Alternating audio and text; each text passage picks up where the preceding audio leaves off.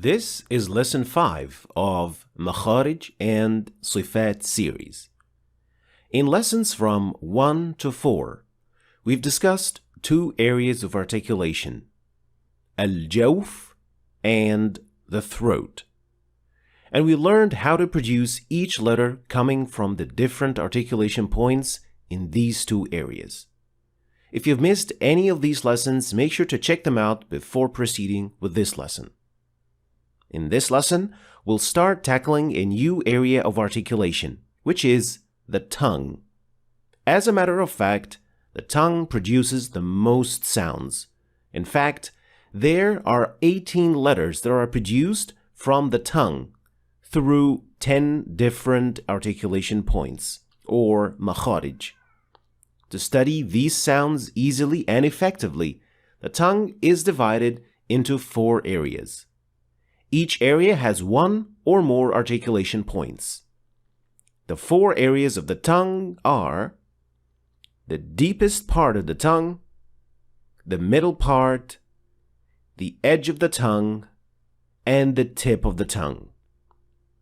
In this lesson, we'll start with the deepest part. This part of the tongue produces 2 sounds for 2 letters, qaf and kaf, which are produced from 2 articulation points from that area. So let's start with qaf. Qaf is produced when the deepest part of the tongue makes contact with the soft palate. So there is touching between the tongue and the soft palate. The result is something that sounds like this. Aqqo, aqqo. قال يقول الفلق. If you're struggling with pronouncing qaf, or when you try to produce it, it sounds more like an English K rather than qaf. Then you should try a simple trick, which is to try and practice this sound when lying on your back. This process makes the contact between the tongue and the soft palate much easier. It also helps you to train the muscles to make the correct movement and pronounce qaf correctly. So, to produce qaf, the back of the tongue should be raised to make contact with the soft palate, and the sound will be produced. Moving on to kaf. To produce the Arabic kaf, it is almost the same movement made for qaf. So the back of the tongue is raised to touch the area between the soft palate and the hard palate. The hard palate is that bony area. It is also the roof of your mouth. So the Arabic kaf will be produced when these 2 organs touch. And it should sound like this. Ak, ak.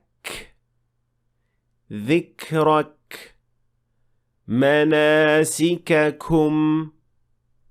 We should also notice that when the Arabic kaf is produced, there is a slight gush of air or breath that is produced along with it.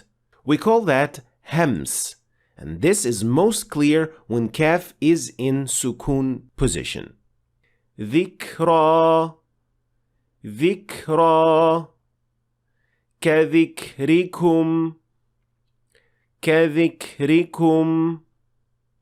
And to understand the mechanism even better, let's put the kaf side by side to the qaf and see what the differences are. First, we see that the movement of the back of the tongue is very similar, if not identical. The difference with qaf is that it is a little bit deeper into the mouth, as it is only touching the soft palate, and the sound is produced at that point. But for the kaf, the sound is produced when the deepest part of the tongue is touching the area between the soft palate and the hard palate. So it is a little bit behind the pronunciation point of qaf, closer to the opening of the mouth. Qa, qa, ke, ke, aqqa, ak. Now it is time to highlight some of the common mistakes and bad practices with these two sounds. As for the qaf, the common mistake that is usually made by beginners is producing qaf way deeper than it should be. This happens when you try to exaggerate the sound, so it becomes way heavier and more difficult to pronounce than it should. And the mistakes sound like this: qa, qa, qalu. This is also detected when you hear a hint of kha or ghain along with the sound of qaf. Qalu. While the tongue should be touching the soft palate to make it sound like a correct qaf, like this: qa, qalu.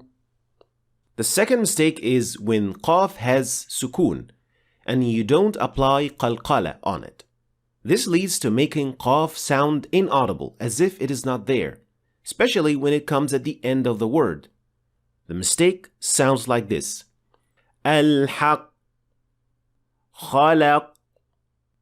So to show the qaf, you must apply qalqala to make sure that it is audible. Al-haq, khalaq. Now moving on to kaf.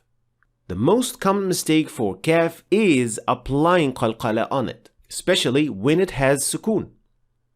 Like so: akbar, akbar, فَأَهْلَكْنَاهُمْ. So this is not the way to pronounce kaf. There should not be any qalqala.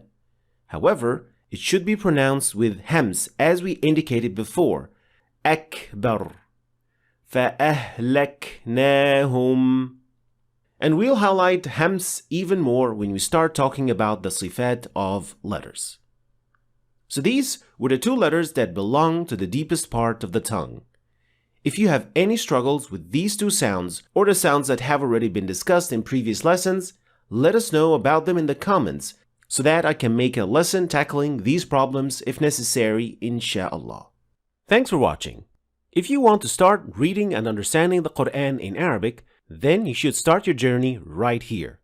And don't forget to check out my latest book, which goes perfectly with this free course. I'll leave the links for all of them in the description, so check them out. Thanks for watching, and I'll see you next time.